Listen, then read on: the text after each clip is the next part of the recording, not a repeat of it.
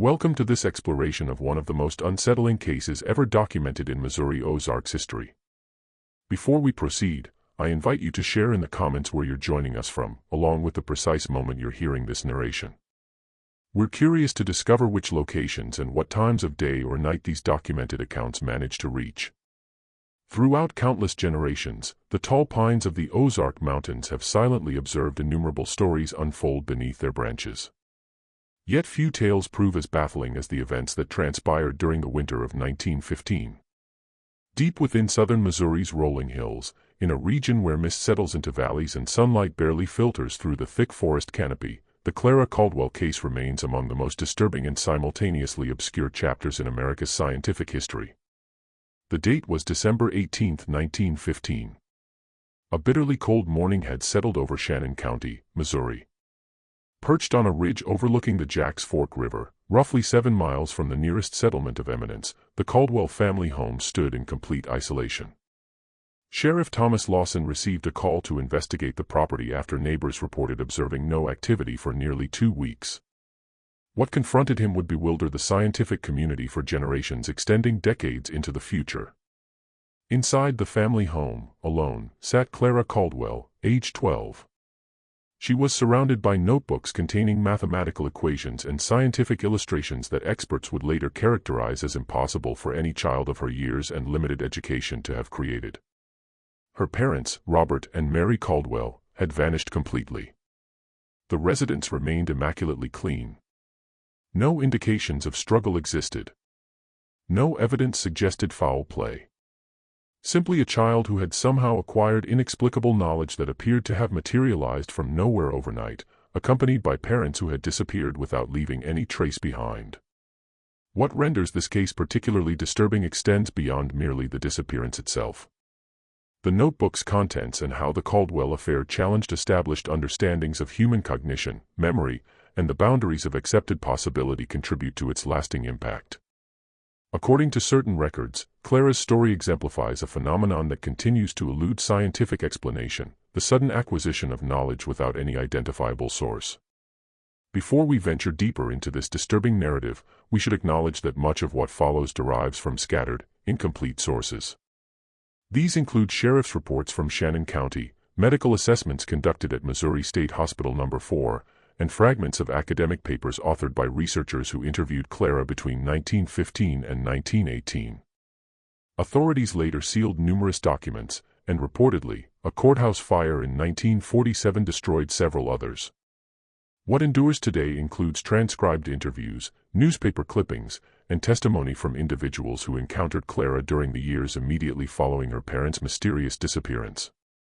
This constitutes the documented account of Clara Caldwell, the girl whose mind transformed into a receptacle for knowledge that defied all explanation, along with the terrible cost such knowledge exacted. The Caldwell family first arrived in Shannon County during the spring of 1913. Robert Caldwell, formerly a railroad engineer from St. Louis, had inherited a modest property from a distant uncle. According to county documentation, the family maintained their privacy but wasn't regarded as unusual by local standards. Robert occasionally took odd jobs in Eminence, while Mary sold preserves and quilts at the general store. Their only child, Clara, received descriptions from the local school teacher, Miss Eleanor Whitman, as shy yet intelligent, displaying particular aptitude for arithmetic. Nothing within the family's background indicated anything out of the ordinary. Robert possessed a basic education, having completed 8 grades before beginning railroad work. Mary had received slightly more schooling and briefly worked as a shop assistant in St. Louis before her marriage. When weather permitted the 7-mile journey, Clara attended the one-room schoolhouse in Eminence. Such attendance grew increasingly rare as late 1915 approached and winter set in. Sheriff Lawson's interviews with neighbors revealed that the Caldwells, while private individuals, remained pleasant enough. Hiram Jenkins, whose farm sat roughly a mile from the Caldwell property, informed the sheriff they weren't the type to participate much in town affairs, but Robert would lend a hand if someone needed extra help with barn raising or similar tasks. Mary created the finest blackberry preserves in the entire county. The girl stayed quiet, always had her nose buried in a book whenever you'd catch sight of her. The family's modest cabin comprised 3 rooms, a main living area combined with a kitchen, plus 2 small bedrooms. A single wood stove provided heat, while kerosene lamps offered illumination. No electricity reached this remote section of the Ozarks in 1915. The property included a small barn, chicken coop, and vegetable garden. By all indications, the Caldwells lived simply yet comfortably. The sheer normalcy preceding December 1915 makes the subsequent events so deeply perplexing. No reports emerged of strange visitors, unusual purchases, or peculiar conduct. December 4, 1915 marked the final confirmed sighting of Robert and Mary Caldwell, when Robert obtained supplies at Wilson's General Store in Eminence. The store ledger, preserved within the Shannon County Historical Society, itemizes his purchases: flour, coffee, sugar, kerosene, and a tablet of paper.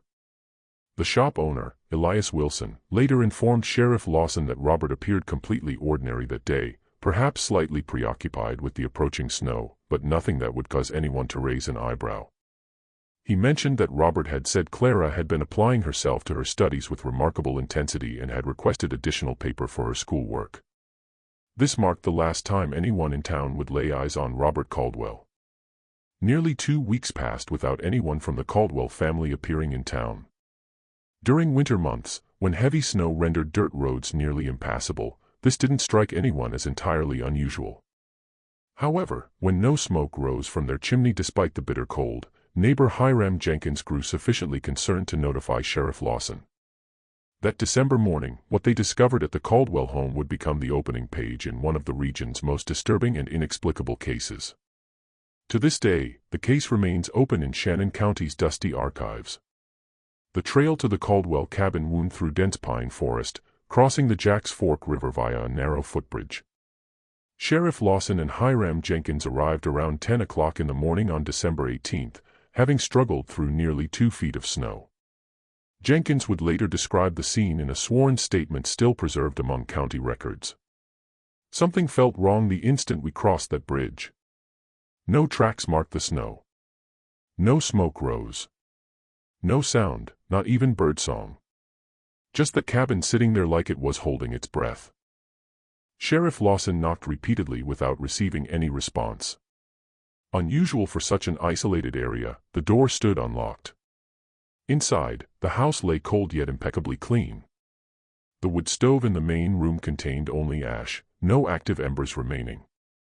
On the table sat a half-empty cup of tea, its contents frozen solid. No signs of struggle existed, no evidence suggested hasty departure. Robert and Mary's clothing still hung on pegs beside the door. Their few valuables, Mary's mother's silver brooch, Robert's pocket watch, remained on the mantel. Within the main bedroom, the bed lay made with hospital corners, appearing as though no one had slept there for days. Robert's work boots stood beside the bed. Mary's hairbrush rested on a small vanity table, strands of dark hair still caught within the bristles. Sheriff Lawson made the discovery that would baffle experts for decades when he reached Clara's room. The child sat at a small desk position by the window, alive yet in what the sheriff characterized as a trance-like condition. She neither responded to questions nor appeared to register their presence. Her room remained warm, the only warm space within the entire house, though no fire burned in any stove or fireplace. Hundreds of drawings, equations, and diagrams covered the walls of Clara's small bedroom, some pinned up, others drawn directly onto the wooden surfaces. Her desk lay littered with notebooks filled with dense writing and intricate mathematical formulas. Sheriff Lawson, possessing only a basic education himself, couldn't comprehend what he observed. Yet he recognized sufficiently to understand that these weren't the typical scribblings of a 12-year-old girl from rural Missouri. Clara's hands, stained with ink up to the wrists as though she had been writing continuously for days, struck him as most disturbing of all. When the sheriff gently touched her shoulder, she turned slowly, focusing her eyes with evident difficulty, and uttered the words that would become recorded in his official report: "They're gone. They had to go. The numbers needed room." Sheriff Lawson immediately dispatched Jenkins to summon the doctor while he remained with Clara. His report notes that the girl eventually became more responsive, accepting water while refusing food. She continued writing in her notebooks, pausing only when directly interrupted. When questioned about her parents, she would merely repeat, "They had to make room." Dr. William Hayes arrived from Eminence that evening. His medical report, filed with the county clerk and later referenced in academic papers, described Clara as physically healthy yet mentally transformed. Her pulse, temperature, and reflexes registered as normal, yet her behavior deviated significantly.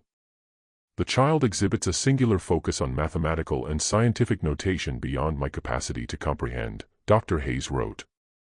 "She speaks clearly when addressed, but immediately returns to her calculations when not engaged.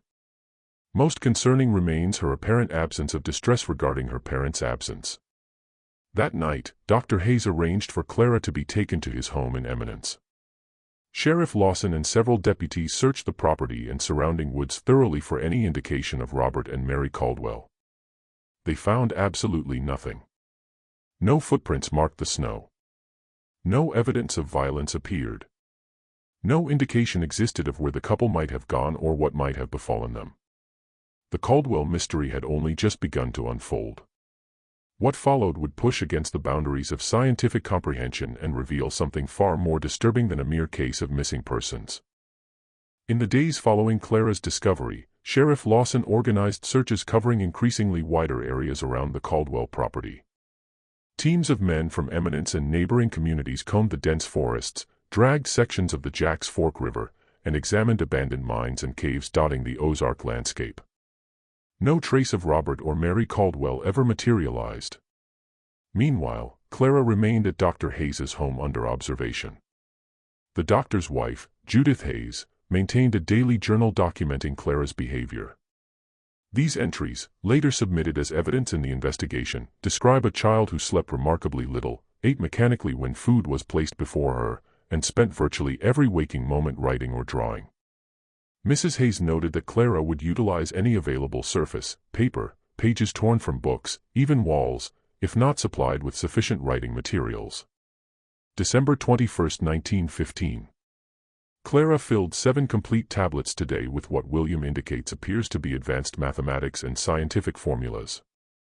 When I inquired where she learned such things, she looked at me as though I'd spoken in a foreign language. "I didn't learn them," she said. "They're just there now." The child exhibits no distress regarding her parents, which troubles me profoundly. It's as though she's forgotten them entirely, or worse, views their absence as inconsequential. Word of the strange case disseminated rapidly through Shannon County and beyond. On December 23, Professor James Morgan from the University of Missouri reached Eminence, having traveled from Columbia after learning of the case from a colleague with family connections in the area. A mathematician with interest in prodigies, Morgan initially viewed reports about a backwoods girl suddenly exhibiting advanced scientific knowledge with skepticism. Meeting Clara caused his skepticism to evaporate completely. In a letter to his department chair, later published in the university's academic journal, Morgan wrote, "What I witnessed today defies rational explanation. This child, with no access to advanced education or materials, is producing work in the fields of non-Euclidean geometry, differential equations, and what appears to be theoretical physics that would challenge our most accomplished graduate students." Morgan devoted 3 days to reviewing Clara's notebooks. With Sheriff Lawson's permission, who had been appointed her temporary guardian, he transported several pages back to the university for analysis. Experts across various scientific fields confirmed that the work was not merely legitimate but contained numerous novel approaches to existing problems within physics and mathematics. Most disturbing was Clara's apparent lack of understanding regarding how she had acquired this knowledge. When Professor Morgan questioned her directly, she responded with unnerving simplicity, "I went to sleep and when I woke up the numbers were there. They're so loud now. They needed more room." By early January 1916, Clara's case had captured attention from scientific and medical communities throughout the Midwest. Most locals had scaled back the search for her parents, believing the couple had either met with an accident in the wilderness or abandoned their child for unknown reasons. Neither explanation accounted for the transformation occurring within Clara herself. On January 12, 1916, following recommendations from both Dr. Hayes and Professor Morgan, authorities transferred Clara to Missouri State Hospital No. 4 in Farmington for more comprehensive evaluation. The admission records, preserved in state archives, list her condition as acute mental alteration of unknown origin with savant-like manifestations. What followed was a series of examinations and tests that would only deepen the mystery surrounding Clara Caldwell, raising disturbing questions about the nature of human consciousness, knowledge, and what might occur when something beyond our understanding takes residence within a human mind. The journey from Eminence to Farmington consumed nearly 2 days by wagon and train through January snow. Sheriff Lawson and Dr. Hayes accompanied Clara. According to Hayes's notes from the journey, Clara remained docile yet continued her writing whenever possible. During the train portion of the trip, she filled 14 pages with equations. When Hayes inquired what she was calculating, she replied, "The motion of the train, the vibrations have patterns. I need to record them." Established in 1903, Missouri State Hospital No. 4 ranked among the more progressive mental health facilities of its era. Under Dr. Franklin Pierce's direction, the hospital approached mental illness scientifically, attempting to classify and understand conditions rather than merely confine patients. Clara's admission records indicate placement in the children's ward under the direct supervision of Dr. Eleanor Reed, one of the few female psychiatrists practicing in Missouri at that time. Dr. Reed's detailed case notes provide the most comprehensive documentation of Clara's condition during early 1916. Patient exhibits extraordinary cognitive abilities in specific domains, mathematics, physics, astronomy, with no prior training or exposure to advanced concepts in these fields. Physically, she appears normal for her age and development. Basic neurological examinations reveal no abnormalities. She remains oriented to person and place, yet seems to possess an altered perception of time, often unable to distinguish between recent and distant past.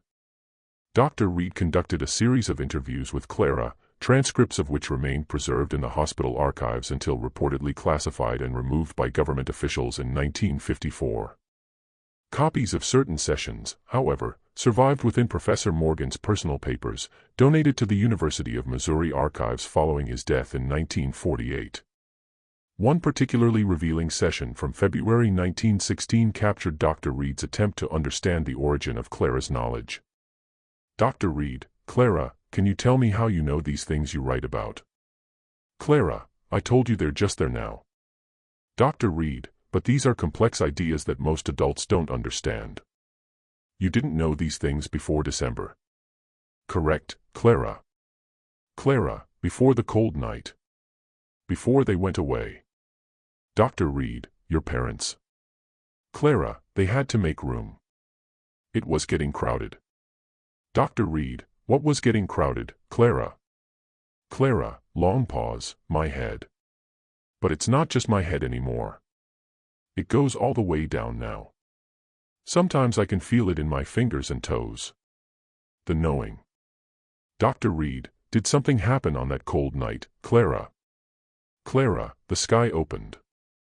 Not for everyone, just for me. It poured in like water, except it wasn't wet. It was thick, heavy like honey, but sharper. They tried to make it stop. They couldn't."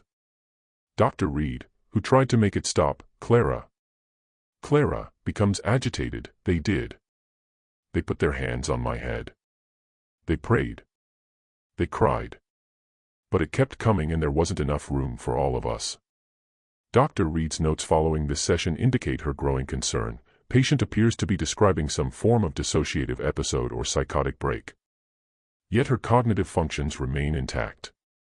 Most disturbing is her continued implication that her parents' disappearance was somehow connected to her sudden acquisition of knowledge. While I hesitate to give credence to such a suggestion, the timing cannot be ignored. Throughout February and March 1916, numerous tests were administered to Clara, designed to verify the authenticity of her knowledge and determine its source. Professors from Washington University in St. Louis, the University of Missouri, and even 2 researchers from Johns Hopkins traveled to Farmington to evaluate her case. Each expert departed with more questions than answers. Clara could solve complex mathematical problems without showing her work. She could draw detailed astronomical charts of solar systems not yet discovered. She demonstrated knowledge of physical principles that, while consistent with existing theory, extended into areas not yet explored by the scientific community of 1916. Most remarkably, When presented with scientific journals in German, French, or Russian, languages she had never studied, Clara could identify errors in the mathematical formulations, though she couldn't translate the text itself. As one researcher noted, it's as if she has access to the pure language of mathematics and physics, unfiltered by human linguistic constructs. By April 1916, Clara's case had attracted national press attention. The St. Louis Post-Dispatch ran a front-page story titled, "Missouri's Miracle Child, the Girl Who Knows Too Much." While the article focused on the sensational aspects of Clara's abilities, it mentioned almost as an afterthought the still unsolved disappearance of her parents. This publicity brought unwelcome attention to the quiet hospital. Dr. Pierce noted in his administrative log that various individuals claiming to represent scientific, religious, and even military interests began appearing, requesting access to Clara. Most were denied, but records indicate that on April 22, 1916, 2 men identifying themselves as representatives from the Department of War were granted a private interview with Clara. No transcript of this meeting exists in public records. What is documented, however, is that shortly after this visit, Clara's condition began to deteriorate in ways that would add another layer of disturbance to an already unsettling case. The spring of 1916 marked a turning point in Clara's case. Dr. Reed's notes from late April document the first signs of physical deterioration. Patient complains of headaches that increase in severity when she attempts to write or calculate. Episodes of nosebleeds have begun, particularly following periods of intense cognitive activity. By May, Clara's mathematical output had decreased significantly, though what she did produce was described by visiting experts as increasingly abstract and complex. Professor Morgan, who continued to visit regularly, wrote that her work had moved beyond established mathematical frameworks into something I can only describe as a new language of numbers and space. Clara's physical condition, meanwhile, continued to decline. Hospital records indicate rapid weight loss despite a monitored diet. Her sleep became erratic, with nurses reporting that she would sometimes remain awake for 50 or 60 hours straight, writing continuously, then collapse into deep sleep for similar periods. During these deep sleep phases, staff noted that her body temperature would drop significantly, sometimes to as low as 94 degrees Fahrenheit.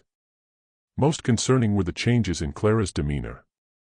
The docile, cooperative child was replaced by someone increasingly agitated and at times hostile.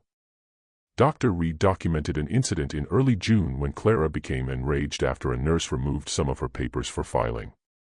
Patient lunged at Nurse Sullivan with unexpected strength, scratching her face and arms while screaming, "They're not finished. The pattern isn't complete." It took 2 orderlies to restrain her, after which she collapsed and remained unconscious for nearly 14 hours. Upon waking, she had no memory of the incident and resumed her calculations as if nothing had happened. During this period, Clara began to speak of visitors who came to her room at night. Hospital staff initially dismissed these claims as hallucinations, but night nurse Martha Cunningham recorded a disturbing entry in the ward log on June 14, 1916, checked on patient CC at 2:15 a.m. after hearing voices from her room. Found her sitting upright in bed, seemingly conversing with an empty chair beside her. She was speaking in what sounded like Latin or some similar language I don't recognize, interspersed with numbers and terms I couldn't understand. When she noticed me, she stopped mid-sentence and said in perfect clarity, "They're measuring how much is left. It's not enough anymore." I checked the entire ward and grounds. No unauthorized persons were present. By July 1916, Dr. Reed had begun to consider a disturbing possibility, one she hesitated to include in official records but confided to Professor Morgan in a personal letter found among his papers. "I am forced to consider whether whatever knowledge or ability manifested in Clara might be consuming her physically. The correlation between her cognitive output and physical deterioration is too strong to dismiss. It's as if her mind is a vessel for something too vast for her physical form to contain." This theory gained support when Dr. Reed conducted a simple experiment. For 1 week in late July, Clara was gently but firmly prevented from any mathematical work. Her writing materials were removed, and she was engaged in normal activities for a child her age, simple games, reading fiction, outdoor walks when weather permitted. During this period, her physical symptoms improved dramatically. Her weight stabilized, the headaches decreased, and no nosebleeds were recorded. When the restriction was lifted, However, Clara returned to her calculations with renewed intensity. Within hours, all her symptoms returned, worse than before. Dr. Reed wrote, "It appears that whatever drives her to pursue this knowledge is stronger than her instinct for self-preservation." When asked why she continues despite the pain, she simply stated, "It has to be finished. They're waiting for it." By August 1916, the hospital staff was forced to make difficult decisions regarding Clara's care. Her physical deterioration had become critical, with her weight dropping to dangerous levels and episodes of unconsciousness becoming more frequent. Yet attempts to restrict her access to writing materials resulted in such extreme distress that Dr. Pierce feared for her mental stability. A compromise was reached. Clara would be allowed to write for limited periods each day under supervision. The hope was that this measured approach might slow her decline while research into her condition continued. But as summer turned to fall, it became increasingly clear that something would have to change if Clara Caldwell was to survive. That change came in September 1916 from an unexpected source and would open yet another disturbing chapter in this already unsettling case.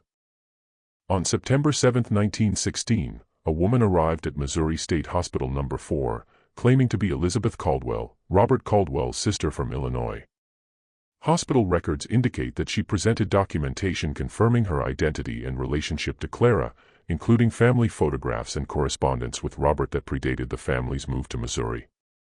Hospital staff described Elizabeth Caldwell as a well-dressed, educated woman of about 40 years of age, composed in manner but clearly distressed about her niece's condition.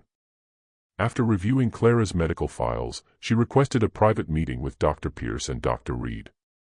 The content of this meeting was not recorded in official hospital documents, but Dr. Reed's personal diary, discovered after her death in 1962, contains a troubling entry from that day, met with EC regarding Clara.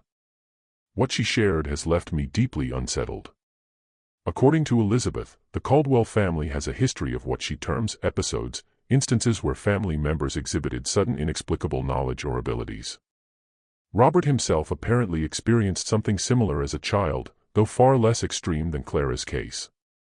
Most disturbing is her claim that 3 previous Caldwell children died before reaching adulthood, all after displaying similar symptoms. Elizabeth believes Clara's parents fled to the Ozarks specifically to isolate her from doctors or authorities who might take interest in her should such an episode occur. The question remains, if Elizabeth's account is accurate, where are Robert and Mary now? And why would they abandon Clara after going to such lengths to protect her? Within days of Elizabeth's arrival, arrangements were made for Clara to be released into her aunt's custody. Dr. Pierce's final report indicates this decision was influenced by Clara's declining health and Elizabeth's assurance that she would continue to work with medical professionals near her home in Springfield, Illinois.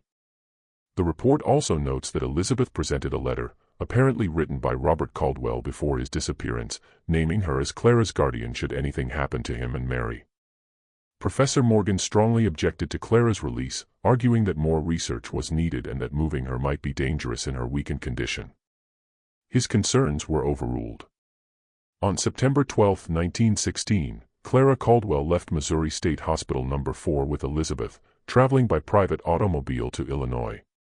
What happened in the years that followed has been pieced together from fragmented sources, occasional correspondence between Elizabeth and Dr. Reed, records from Illinois medical institutions, and an incomplete investigation conducted by Professor Morgan in 1922. According to letters sent to Dr. Reed, Elizabeth took Clara to a private residence outside Springfield, where she was attended by a doctor, Thomas Blackwood, described as a specialist in nervous disorders. Under his care, Clara's physical condition allegedly stabilized, though she never fully recovered her strength. Her episodes of mathematical insight reportedly became less frequent and less intense, allowing for periods of what Elizabeth described as near normalcy. In her last letter to Dr. Reed, dated March 1918, Elizabeth wrote, "Clara has good days now where she seems like any young girl. She has taken an interest in gardening and can sometimes go whole weeks without reverting to her calculations." Dr. Blackwood believes the episodes may eventually cease entirely as she matures. "We dare to hope for a future for her, though we are careful not to expose her to undue stimulation or interest from those who might seek to exploit her condition." This was the last known correspondence regarding Clara's condition. Hospital records indicate that Dr. Reed made several attempts to follow up, but her letters went unanswered.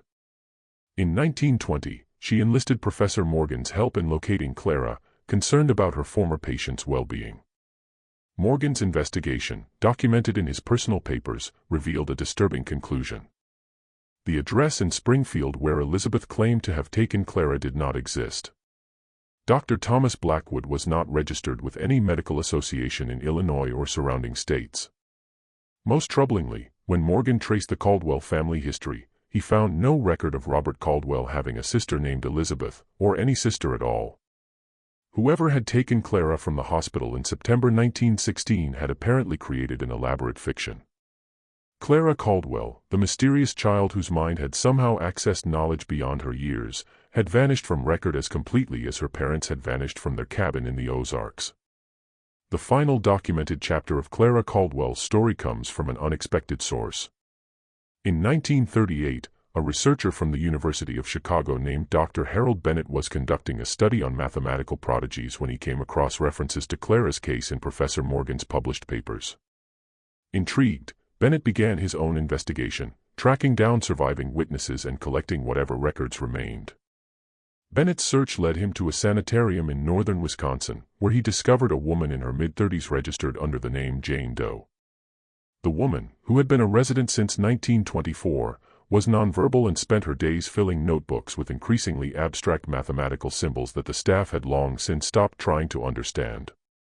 The attending physician, Dr. Ruth Crawford, told Bennett that Jane had been brought to the facility by a middle-aged woman who paid for 10 years of care in advance and never returned. The woman had claimed Jane was her niece and had suffered a nervous breakdown following the death of her parents, but provided no documentation to support this story or reveal the patient's true identity. When Bennett showed Dr. Crawford photographs of Clara Caldwell taken at Missouri State Hospital No. 4, the doctor confirmed the resemblance to their mysterious patient, though she noted that years of illness had taken a toll on the woman's appearance. What convinced Bennett he had found Clara, however, were the notebooks. They contained calculations that, according to mathematicians who later reviewed them, represented a direct evolution of the work Clara had done as a child, a continuation of the same mysterious mathematical language. Bennett arranged to visit the sanitarium several times over the next year, attempting to establish communication with the woman he believed to be Clara. According to his notes, published posthumously in the Journal of Abnormal Psychology in 1964, he achieved limited success. During his fourth visit, the woman looked directly at him for the first time and spoke her only recorded words in nearly 15 years, "It's almost complete now. They're coming back for it soon." 3 days after this interaction, on January 17, 1940, the woman known as Jane Doe was found dead in her room. Dr. Crawford's report indicated the cause as heart failure, though she noted the unusual circumstances. Patient was discovered seated at her desk, pen still in hand, having apparently completed a final page of calculations moments before death. Her expression was described by the attending nurse as peaceful, almost relieved. The notebooks filled during her 16 years at the sanitarium were collected by Bennett for analysis.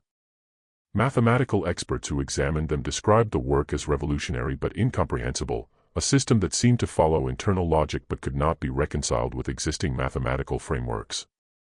In 1954, Bennett's research materials, including Clara's notebooks from the sanitarium, were reportedly confiscated by government officials. Bennett himself accepted a position with a classified research project and never published his full findings on the Caldwell case.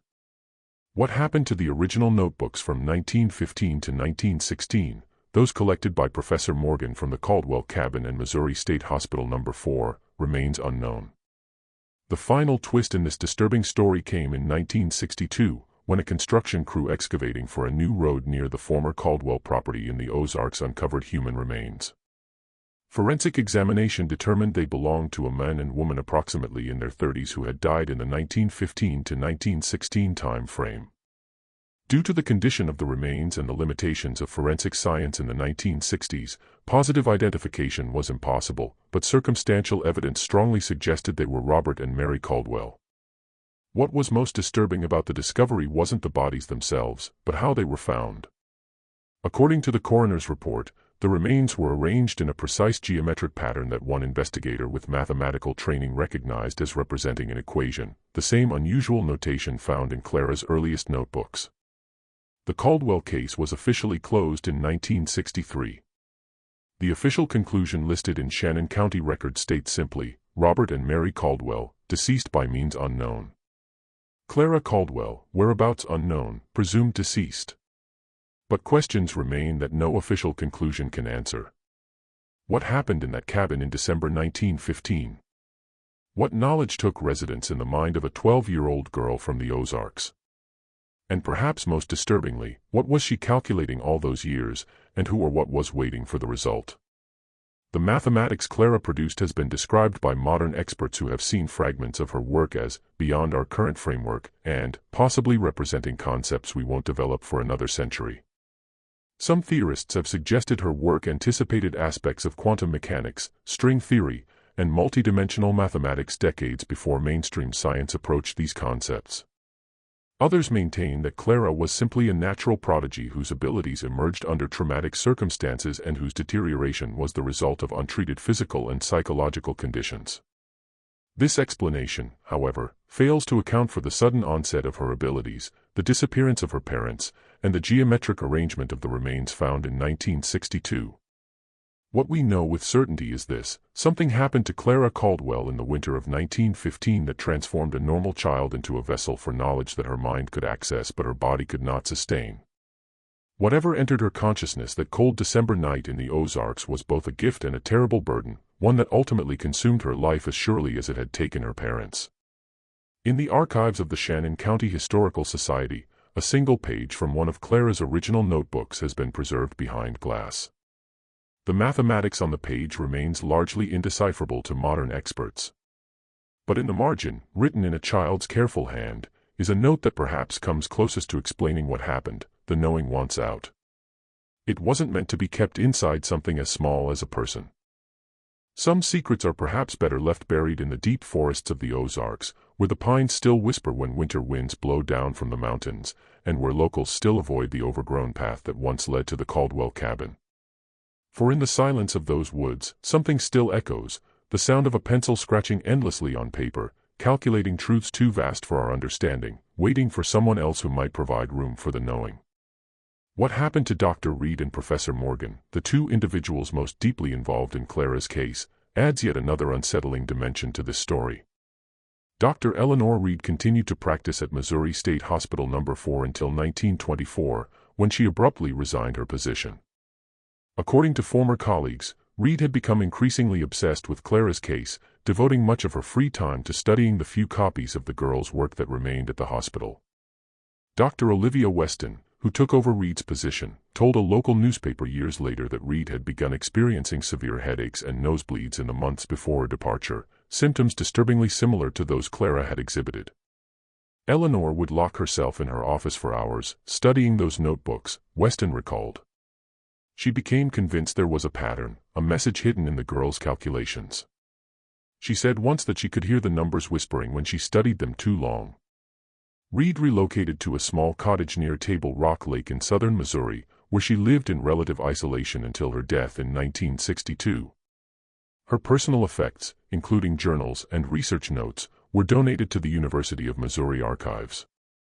Most significant among these materials was a journal Reed kept during her final years, in which she documented what she described as recurring dreams of geometric landscapes populated by entities of pure mathematics. In one of her last entries, dated just weeks before her death, she wrote, "I understand now what Clara meant. The knowing doesn't want to be confined.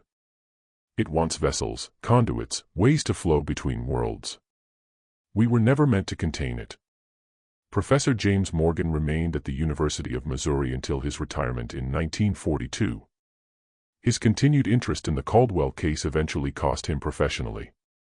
Colleagues reported that his once promising career stalled as he devoted more time to what many considered an obscure case of psychological curiosity. Morgan never married and lived alone in a small apartment near campus, where former students described walls covered with reproductions of Clara's equations and diagrams. In 1938, Morgan published his final academic paper, titled Theoretical Frameworks for Nonlinear Knowledge Acquisition in Developing Minds. While the paper never explicitly mentioned Clara Caldwell, those familiar with the case recognized it as Morgan's attempt to provide a scientific explanation for what had happened to her. The paper was largely dismissed by the academic community, with one reviewer calling it the mathematical equivalent of ghost stories. Morgan died in 1948 from complications following a stroke. His research assistant, Evelyn Hartley, who helped organize his papers for donation to the university archives, reported finding a sealed envelope among his personal effects with instructions that it not be opened until 1975. University officials, however, claimed no knowledge of such an envelope when inquiries were made in the 1970s.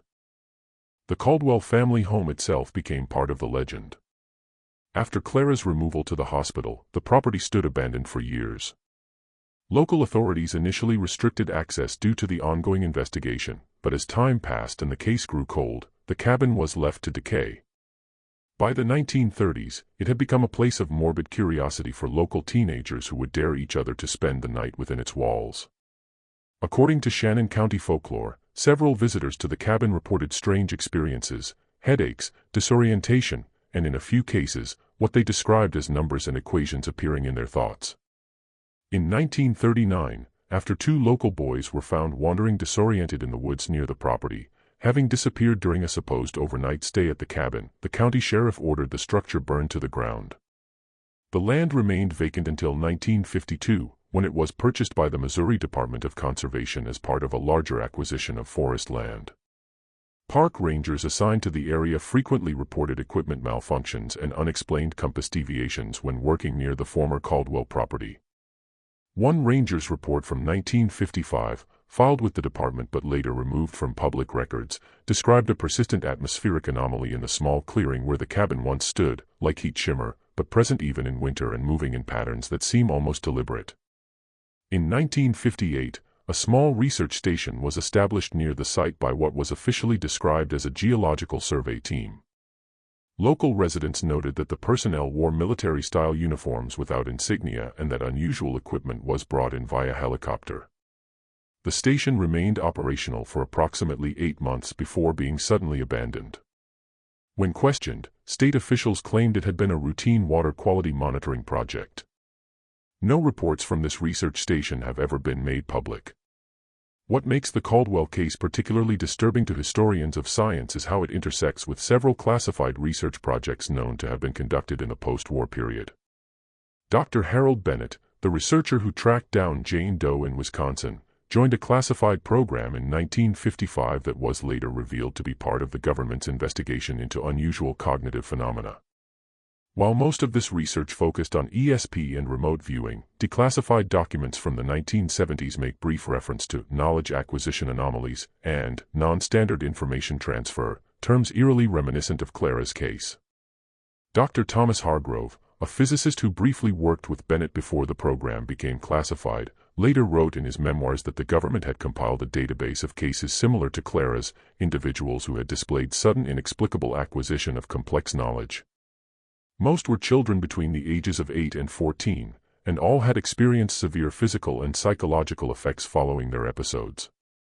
Hargrove's account suggests that at least 17 such cases were documented between 1890 and 1950, though Clara's was reportedly the most extreme and well-documented. Perhaps the most chilling aspect of the Caldwell case came to light in 1967, when Professor Miriam Lancaster of Princeton University published an analysis of mathematical symbols found in Clara's work, based on the few samples that remained accessible. Lancaster, a specialist in mathematical linguistics, identified what she termed structural similarities between Clara's notation system and certain mathematical concepts that would not be formally developed until the 1940s and 1950s. What's most disturbing, Lancaster wrote, is not just that these concepts appear to have been understood by an uneducated child decades before their formal discovery, but that they appear in Clara's work in a more developed form than our current understanding. It's as if she wasn't discovering these principles, but remembering them. Lancaster's paper caused a brief stir in mathematical circles but was quickly forgotten, or perhaps deliberately overlooked. She had intended to publish a more comprehensive analysis, but according to colleagues, abandoned the project after receiving an unexpected job offer from a defense contractor, which required her to relocate and sign extensive confidentiality agreements. Throughout the decades following Clara's disappearance, various researchers attempted to piece together a complete picture of her case. But obstacles continually arose. Records disappeared from archives. Witnesses became suddenly unwilling to speak about their experiences. Funding for research projects related to her case was mysteriously withdrawn. By the 1970s, the Caldwell case had largely faded from both scientific and public awareness, relegated to obscure journals and local folklore. It might have remained there had it not been for a curious discovery made in 1978 by Dr. Rachel Norton, an astronomer at the Lick Observatory in Arizona. Norton had been studying unusual radio signals detected from a specific region of deep space when she noticed a pattern that seemed familiar. Consulting her personal library, she found an old academic journal containing one of the few published reproductions of Clara's mathematical notations. The similarity between Clara's equations and the pattern of the radio signals was striking. In an unpublished paper shared only with trusted colleagues, Norton suggested a disturbing possibility. What if Clara Caldwell wasn't creating these mathematical systems, but transcribing them? What if, through some means we don't understand, she became a receiver for information being transmitted from somewhere else? And what if, most disturbing of all, whatever was transmitting recognized her somehow as a suitable vessel for this information? Norton's speculation remained private until after her death in 1994, when her papers were donated to the SETI Institute archives. By then, the few remaining individuals who had direct contact with Clara Caldwell had passed away, taking with them whatever insights they might have had into one of the most perplexing cases in the borderlands between psychology and theoretical physics. The story of Clara Caldwell might have ended there, consigned to the dustbin of scientific anomalies and historical curiosities, were it not for a series of incidents beginning in 2014 that suggested the case might not be as closed as authorities had claimed.